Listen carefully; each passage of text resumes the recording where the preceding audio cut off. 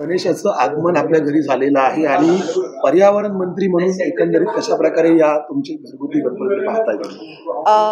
माझ्या घरगुती गणपतीचं आगमन आज झालेलं आहे.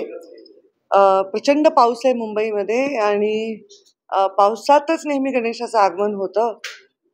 फार पवित्र आणि खूप सकारात्मक असं वातावरण वाटतंय.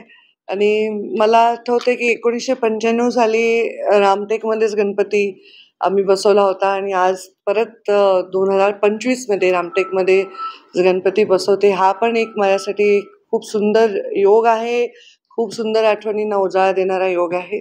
बाप्पाच्या चरणी हीच प्रार्थना करेन की पूर्ण वर्ष येणारं सर्वांसाठी सुख समृद्धी समाधानाचं जावं. एक आठवण काय सांगाल? कारण आता तुम्ही सांगितलं की मुंडे सर ज्यावेळी या बंगल्यात होते त्यावेळी तुम्ही स्वतः या ठिकाणी सुरुवात केली गणपती बसवण्यासाठी.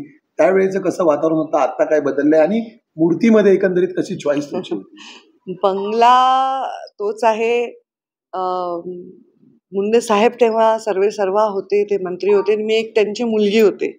आता मी करता आहे आणि आशीर्वाद रूपाने आमच्या सोबत आहेत. गणपती तोच आहे.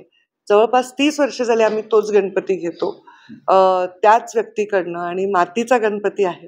त्यामुळे जे पर्यावरण मंत्री म्हणून माझं कर्तव्य आहे ते मला असं वाटतं की मी 30 वर्ष झाले तेच करते आहे, अनावधानाने का होईना. पण पर्यावरणाचा पूरक गणपती उत्सव साजरा व्हावा हेही आव्हान तुमच्या निमित्ताने मी करेन. सोशल मीडियाच्या भाऊ गर्दीत विश्वासार्हतेने चकाकणारे नाव म्हणजे लेट्सअप मराठी.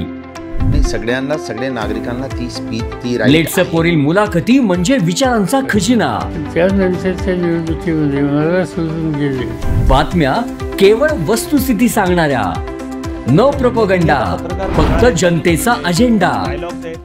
क्योंकि आने वाला कल जाने वाला है, जाने वाला कल आने वाला है. राजकारण, मनोरंजन असो की क्रीडा क्षेत्र, महाराष्ट्राची स्पंदने संवेदनशीलतेने टिपणारे माध्यम म्हणजे लेट्सअप मराठी.